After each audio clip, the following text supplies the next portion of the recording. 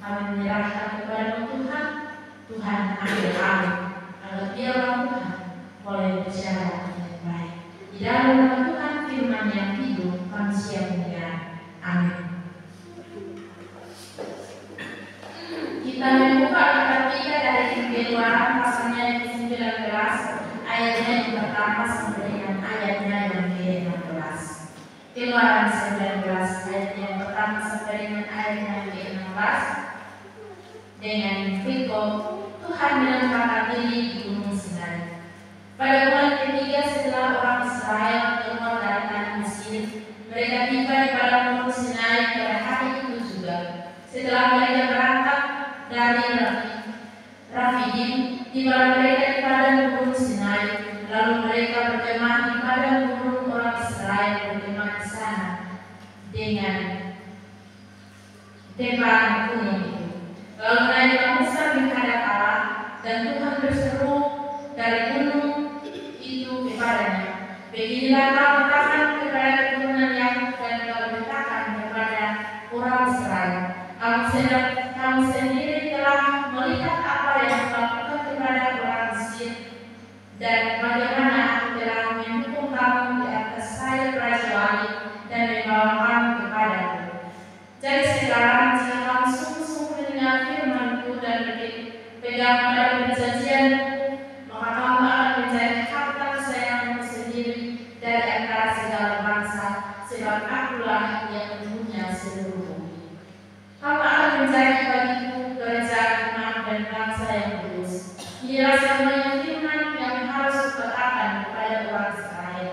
Lalu datanglah Musa memanggil kedua bangsa itu, membawa ke depan mereka segala firman yang diperintahkan Tuhan kepadanya. Suruhlah bangsa itu menjawab bersama-sama, segala yang diperintahkan Tuhan akan kami lakukan. Lalu Musa pun menyampaikan jawab bangsa itu kepada Tuhan. Berfirmanlah Tuhan kepada Musa, sesungguhnya aku akan datang kepadamu dalam malam yang gelap, dengan maksud supaya dapat didengar oleh bangsa itu apabila aku berbicara dengan engkau, dan supaya mereka senantiasa percaya kepadamu. Lalu Musa memberitahukan perkataan bangsa itu kepada Tuhan.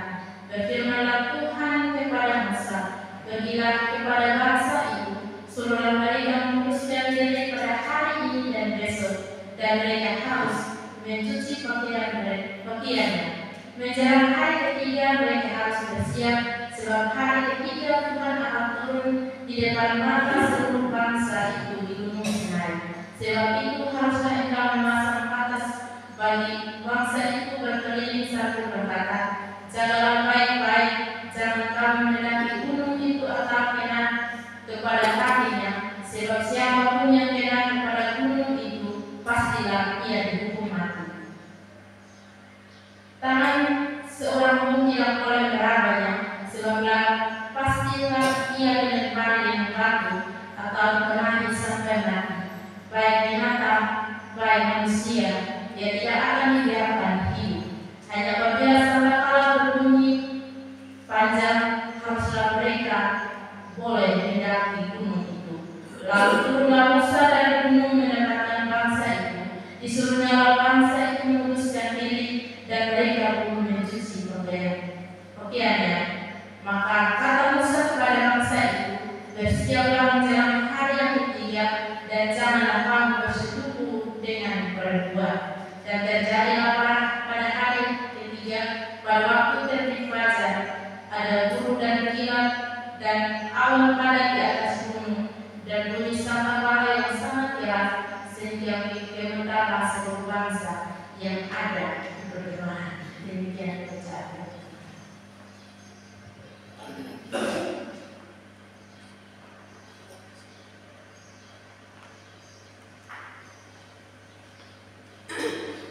Baik, shalom. Sekali lagi shalom.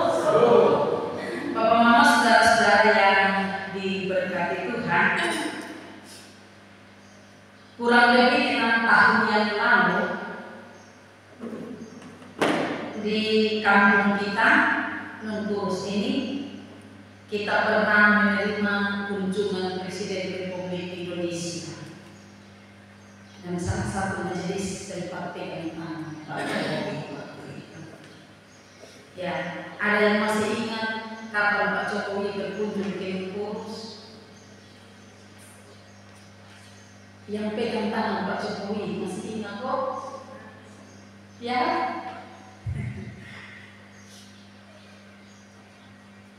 Ya, bersyukur Google masih simpan dari jejaknya ya.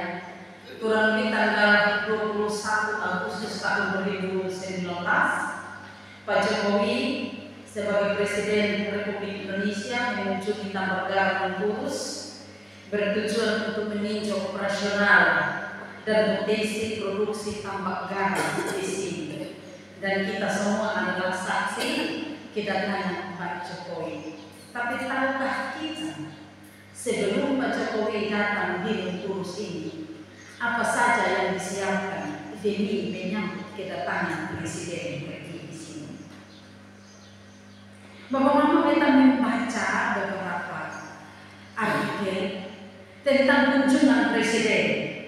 Yang pertama, kunjungan kalau itu dari negara sendiri yang mau berkunjung ke tempat A atau tempat B, atau yang kedua misalkan dari tempat tersebut, contoh dari Provinsi Nusa Tenggara Timur, gubernurnya yang memberikan undangan resmi untuk hari.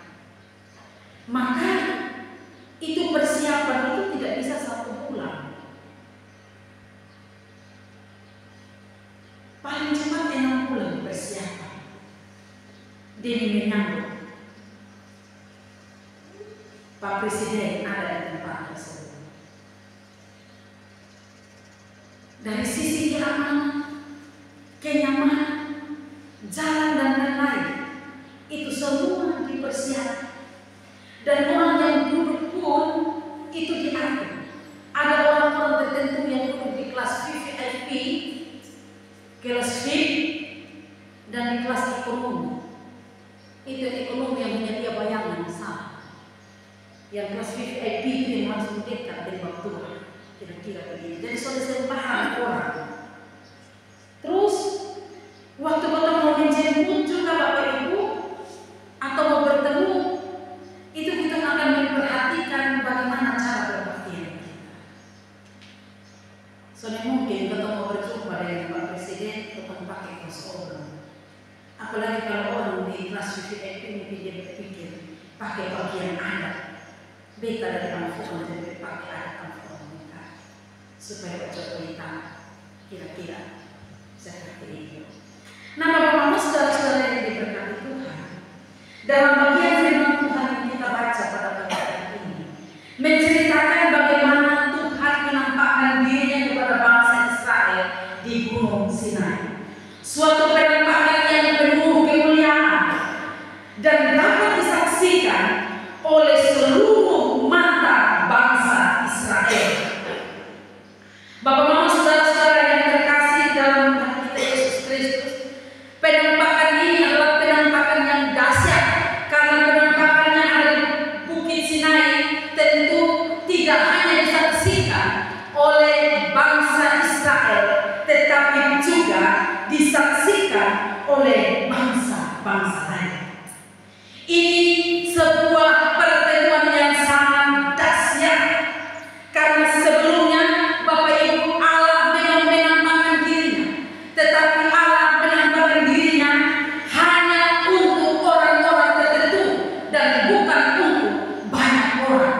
Dan ini adalah pertama kalinya Allah betul-betul menampakkan dirinya kepada bangsa Israel. Berapa banyak bangsa Israel yang melihat Tuhan Allah menampakkan dirinya. Bapak Ibu, dalam pasal yang ke-12 Keluaran 12 ayat 37 berkata, kemudian berangkatlah orang Israel dari Ramses ke Sukot, kira-kira 600.000 orang laki-laki berjalan kaki, tidak termasuk anak-anak. Ini baru 3 bulan perjalanan, belum ada yang mati. Dan Alkitab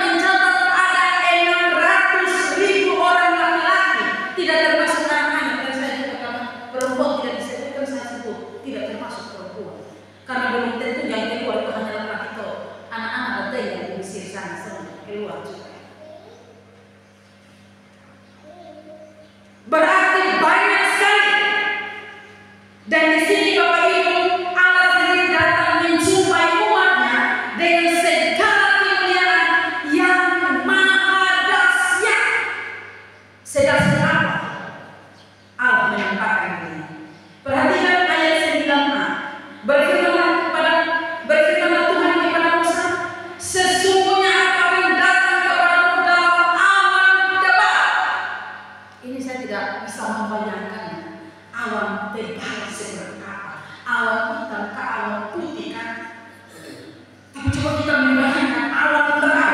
Kita lanjutkan pasal ayatnya yang ke-16b. Ada guru dan kilat dan awan padat di atas gunung dan bunyi sangkakala yang sangat keras. Ayat 18, gunung Sinai ditutupi seluruhnya dengan asap karena Tuhan turun ke atasnya dalam api. Asapnya membumi seperti asap dari dapur dan seluruh gunung itu gemetar. Ayat 19, bunyi sangkakala kian lama kian keras. Coba Bapak Mama membayangkan bagian ini. Sungguh dahsyat kehadiran Allah. Kira-kira kalau Tuhan itu datang betul, saat ini bisa tahan sampai. Itu waktu saya biasa ketemu kita hutan kan. Itu hanya angin sah. Ini disebut ada awan yang tebal. Ada apa lagi? Guru kilat. Guru ini apa? Untuk sebut apa? Guntur apa?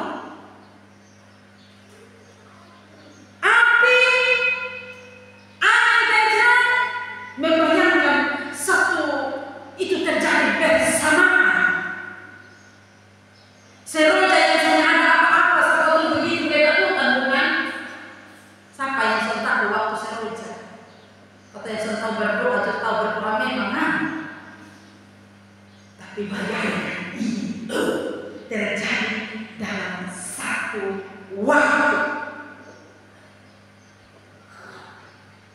Ini satu pertemuan yang sangat luar biasa.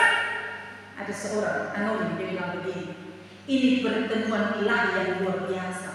Pembicaranya adalah Allah sendiri, mimbarnya adalah gunung Sinai, jemaat adalah bangsa Israel, dikumpulkan dengan bunyi sangkakala dan membuat seluruh bangsa Israel mendengarnya gemetar. Dikumpulkan dengan bunyi sangkakala. Siapa yang itu sangkakala? So disebut bilang kuat Israel yang itu sangkakala, tapi tiba-tiba sangkakala berbunyi. Jadi kumpulkan bangsa itu dengan bunyi sangkakala. Sekarang kita kumpul di gereja, launching gereja, berbunyi sangkakala berbunyi. Bapak Mama saudara-saudara, ini sesuatu yang sangat luar biasa. Dan kunjungan Tuhan kepada bangsa Israel ini disampaikan kepada Musa. Dan mereka hanya perlu 2 hari dalam persiapan. Dan hari ketiga dia akan datang. 2 hari siap diri. Dan yang hari ketiga dia akan datang. Wah, kalau presiden sebut bertahan bulan-bulan, kepala negara kunjungan ke satu tempat butuh waktu berbulan-bulan untuk mempersiapkan segala sesuatu. Ini Tuhan yang maha dahsyat, maha luar biasa.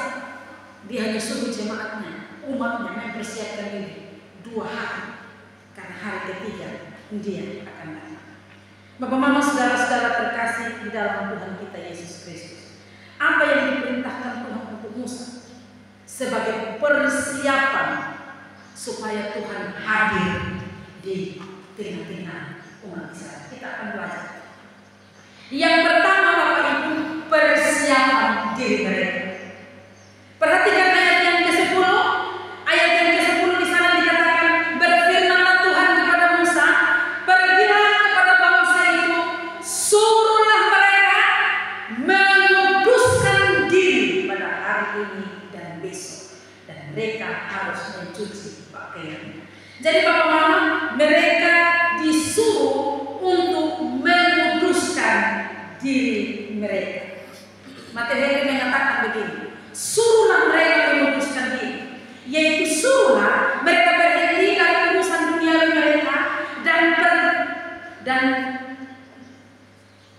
pergilah mereka untuk beribadah, merenung dan berdoa supaya mereka dapat menerima hukum dari mulut Allah dalam hormat dan kesalehan. Jadi Matius Henry bilang, suruh untuk menguduskan diri itu sama dengan berhenti dari segala urusan duniawi supaya bisa beribadah, bisa merenung, berdoa supaya mereka menerima hukum Allah. Itu mereka menerima dengan sebuah penghormatan dan dalam kesalehan.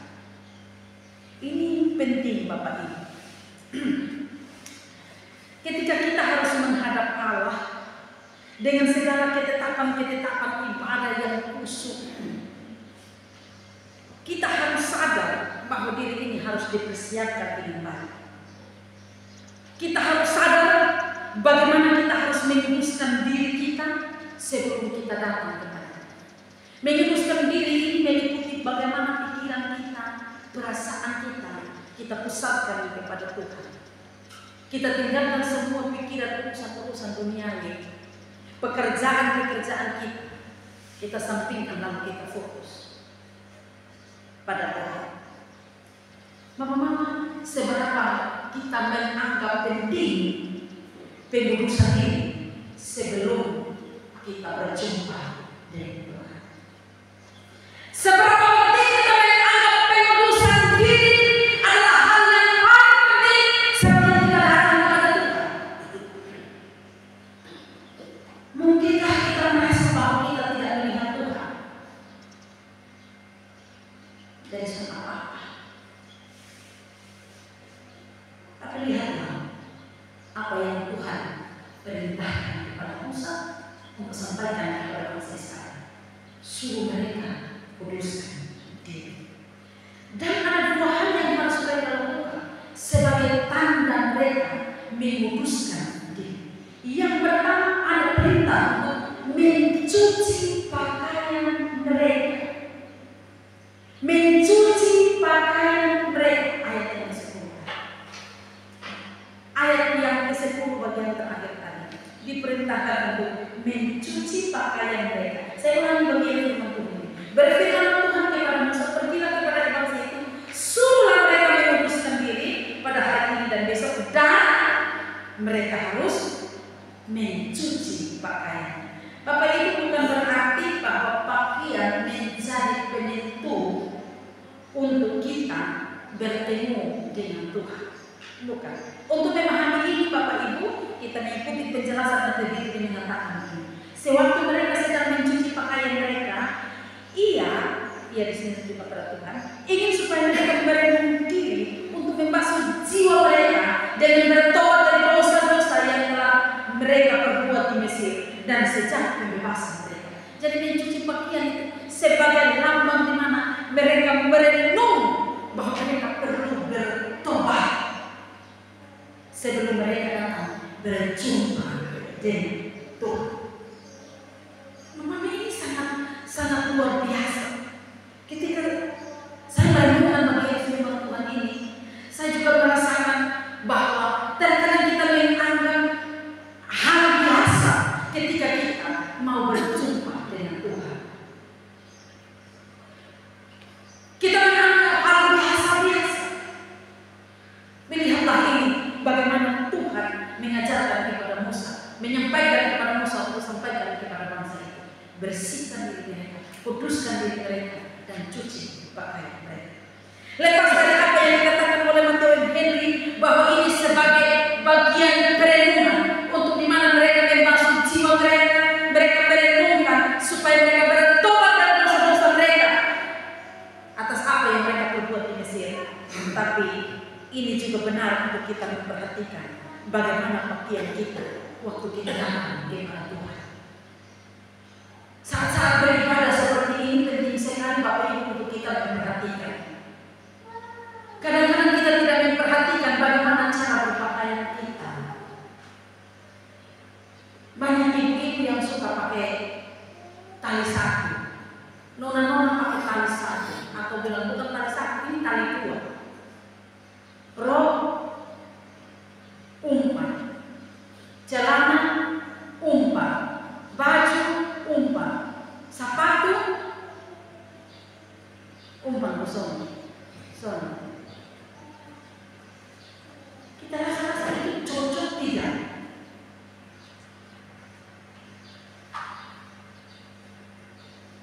Sudah sepatutnya kita datang kepada Tuhan.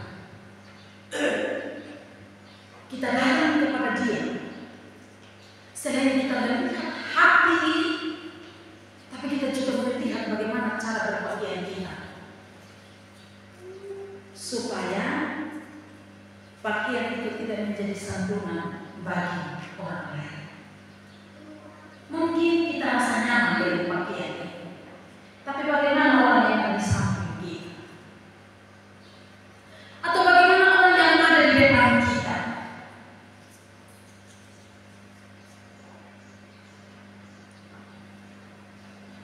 Akhirnya mereka tidak akan fokus dengan firman Tuhan. Maka di samping ini jangan salahkan kalau ada yang melihat itu.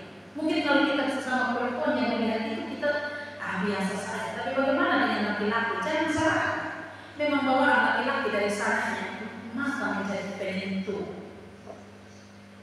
Mata menjadi penentu. Dari mata baru turun ke hati. Kalau perempuan dari telinga turun ke hati.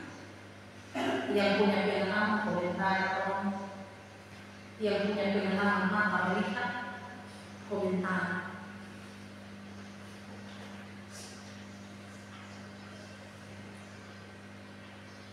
Betul bahwa Tuhan melihat hati kita, hati yang bersih datang kepada Tuhan, tapi jaga juga supaya penampilan kita membawa kesejukan di mata, di hati. Kesejukan itu membawa kita kepada penyembahan yang benar kepada Tuhan. Amin. Membawa kita kepada penyembahan. Kalau kita ke gereja yang tepuk tangan hanya pas masuk.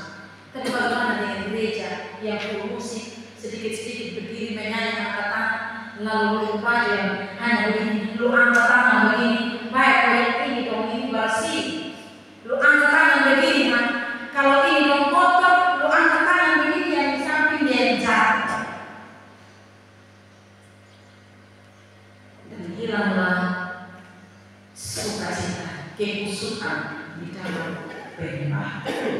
Tanda yang kedua selain mencuci pakaian, tanda yang kedua itu tidak boleh bersetubuh dengan perempuan. Saya kasih garis miring dengan istri. Jadi bukan hanya si anak perempuan, bukan untuk istri bersetubuh, bukan. Tapi untuk suami-suami dilarang untuk bersetubuh dengan istri mereka. Bagaimana? Ada aturan Taurat yang diberikan, dan ini punya tujuan supaya mereka memang benar-benar tidak menajiskan diri mereka sebelum mereka berjumpa dengan Tuhan. Coba bayangkan ini, kalau persetubuhan itu menjadi sebuah kenajisan sebelum datang kepada Tuhan, kita berpikir seperti ini. Sebelum kita datang kepada Tuhan, ada banyak kali yang pakai mulut ini, menajiskan mulut ini sebelum datang kepada Tuhan. Sebelum datang kepada Tuhan, ada yang pakai apa ini, menajiskan apa ini. Dan memang Tuhan menuntut supaya betul-betul kita kudus sebelum datang kepada Tuhan. Karena firman Tuhan dalam satu teks itu dibilang kudus kamu sebab aku kudus. Itu sebabnya dia memerintahkan kepada kita betul-betul menguduskan diri ini sebelum datang kepada Dia. Karena itu kalau kita menemukan diri sebelum kita datang kepada Tuhan, apa yang kita lakukan sebagai bagian dari pengurusan diri ini, yang pasti ada doa. Itu penting sekali, Bapak. Bagaimana mungkin kita datang kepada Tuhan bersekutu dengan Dia, tapi tanpa persiapan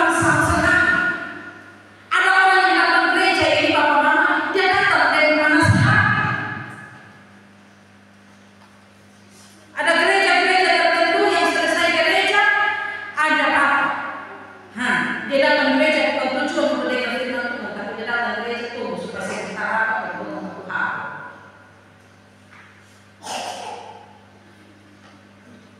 Coba pikirkan ini. Waktu kita datang dengan Tuhan, kita berdoa kalau datang ke sana. Tadi pagi datang gereja yang ada berdoa ke sana. Apa yang kita doakan? Doakan minta Tuhan mengampuni diri ini. Persiapkan hati ini dengan baik. Bapak Mama, kalau kita sedang berdoa ada banyak hal terjadi. Waktu mulai dengan kebaktian potong start dan mengantuk. Mengapa sampai demikian terjadi? Kita sama sekali tidak ada persiapan untuk berjumpa dengan Tuhan. Mulai sudah ngantuk ini.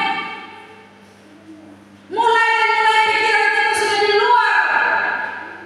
Pikiran kita ada pada pekerjaan kita. Pikiran kita ada pada urusan keluarga kita. Pikiran kita pokoknya tidak ada di sini. Tubuh ada di sini, tapi pikiran ada di sana. Coba cepat sudah usaha selesai. Khotbah kalau sampai 30 menit kita sudah kiri miring kanan. Mengapa? Itu harus menjadi pertanyaan. Mengapa saya tidak bertahan waktu kita duduk bersama-sama dalam persekutuan? Mengapa? Mungkinkah saya tidak mempersiapkan diri saya dengan baik? Itu bisa menjadi salah satu jawaban.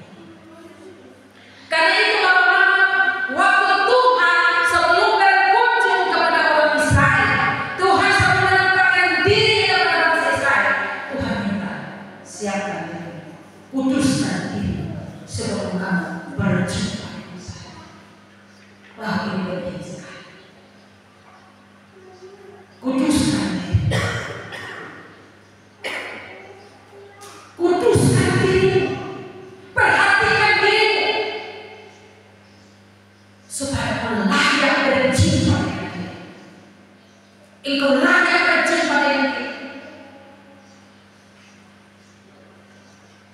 Yang kedua, tidak hanya perlu persiapan diri dalam menyambut dia, tapi yang kedua ada di sini. Persiapan tempat di mana Tuhan hadir. Coba perhatikan dua ayat. Pasal ayat 12 dan ayat yang ke-13.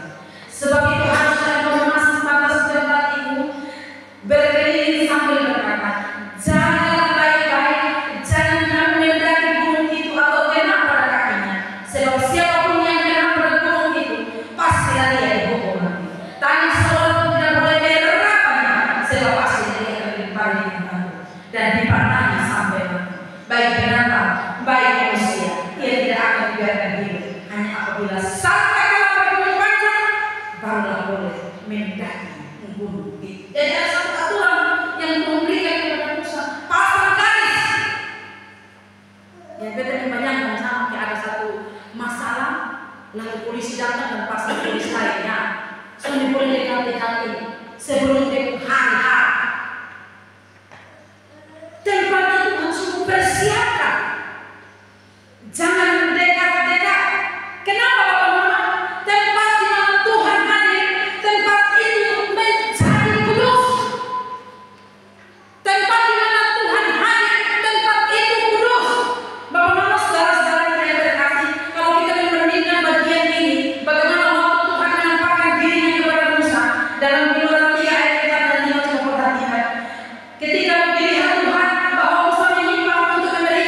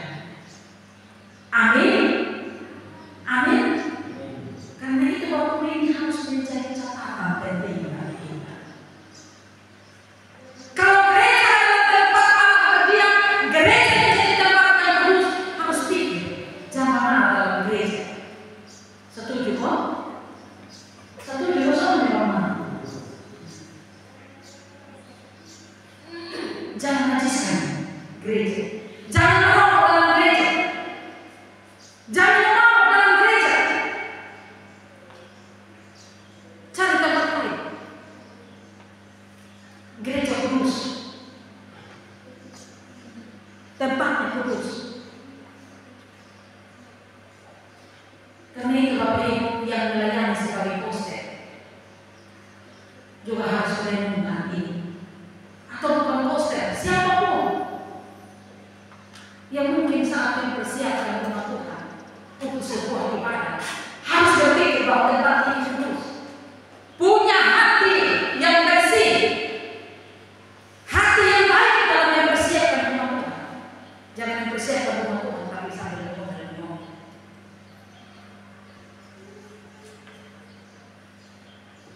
Waktu Tuhan datang di Bukit Sinai, Tuhan suruh Musa ada di depan, jangan dekat-dekat sampai dia hari pelaksanaan dulu. Bunyi sangkakala baru boleh dekat. Itu tempat adalah kudus.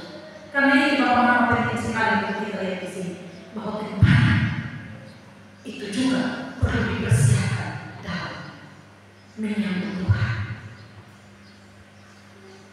Bagaimana dengan kita? Apakah kita juga meyakini bahwa kalau ibadah di rumah itu bukan hanya sekedar menyambut majelis untuk melakukan ibadah, dan kita meyakini bahwa kita sedang menyambut Tuhan di dalam rumah tangga kita? Kalau kita meyakini demikian, maka persiapkan hati kita yang kedua persiapkan rumah kita juga. Sudah jam ibadah nanti di rumah ini tapi masih pakai rumah itu kita rumah untuk kesibukan yang baik. Hamba Tuhan bisa aduh ini hari ibadah nah belum bersiap ini. Belajar dari bagian kita. Hati perlu disiapkan, tapi tempat untuk beribadah perlu disiapkan juga untuk Tuhan. Mengapa? Kita perlu kasih yang terbaik. Bapak Ibu, tiba-tiba saya mendapat surat begini. Ibu Kapri tanggal sekian, jangan saya sebut Pak Prabowo datang. Jangan. Tanggal sekian, Ibu Ibu Wakil Bupati mau datang berkunjung. Maka saya mulai list dalam pikiran ini. Waktu dia datang apa yang harus saya lakukan untuk menjemput? Waktu dia datang bagaimana yang tempat duduknya? Dia datang apa yang harus saya lakukan? Pasti saya super pasti. Tapi coba kita berpikir. Waktu kita mau ibadah, kita santai sana. Kau sudah akan berpikir, sudah saya ibadah begitu. Susah siap hati dan susah siap rumah, pokoknya saya mau susah siap. Atau mana dia berpikir, hanya siap rumah tapi susah siap hati.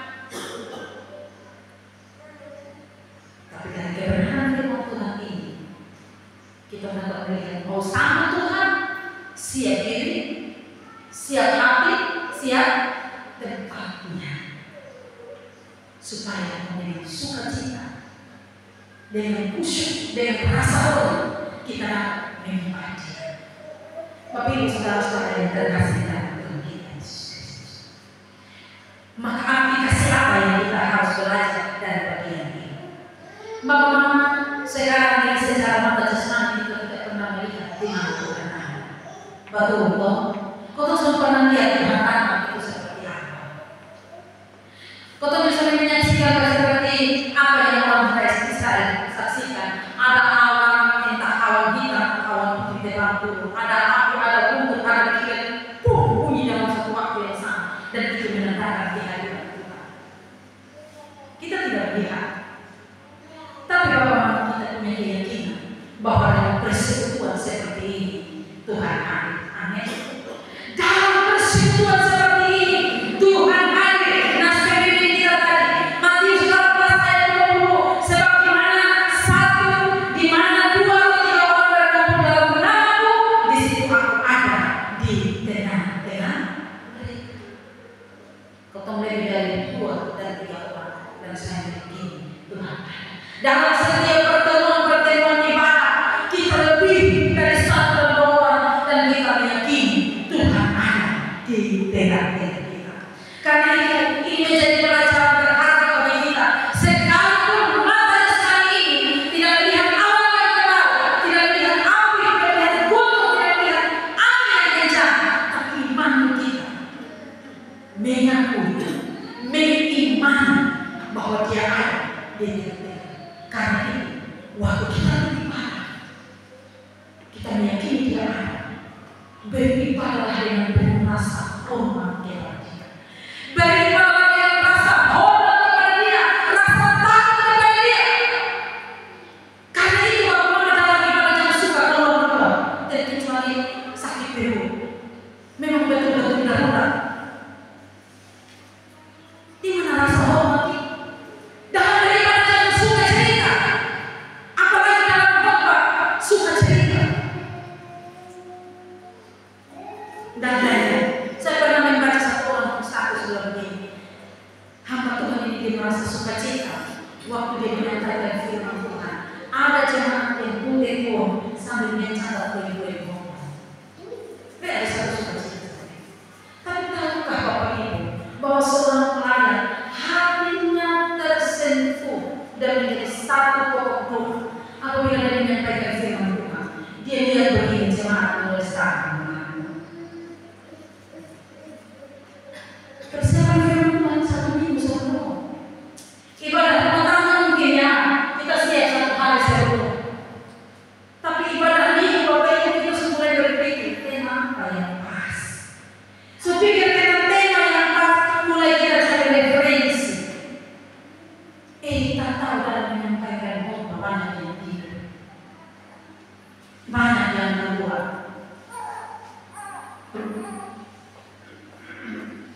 Di mana rasa hormat kita terhadap Tuhan? Kalau kita meyakini bahwa betul Dia hadir sekalipun 2 atau 3 orang, maka kita harus menunjukkan rasa hormat kepada Dia. Tuhan yang berkuasa atas langit dan bumi. Karena itu Bapak-Bapak Saudara-saudara, ingat bahwa dalam setiap ibadah adalah waktu Tuhan. Dalam setiap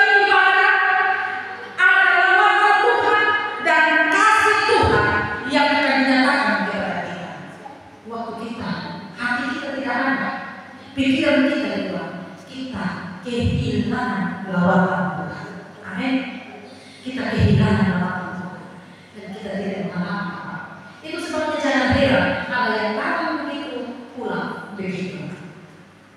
Tapi kalau dia datang betul-betul mempersiapkan hati dan hidupnya sungguh-sungguh, seperti itu yang biasa dipakai. Kami datang dengan kosong, pulang diisi.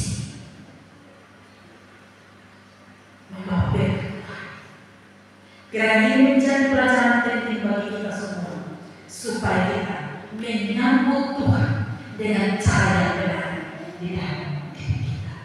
Menyambut Tuhan dalam setiap momen ibadah kita, menyambut Tuhan dalam setiap waktu kita. Maka kita akan menikmati lawatan Tuhan.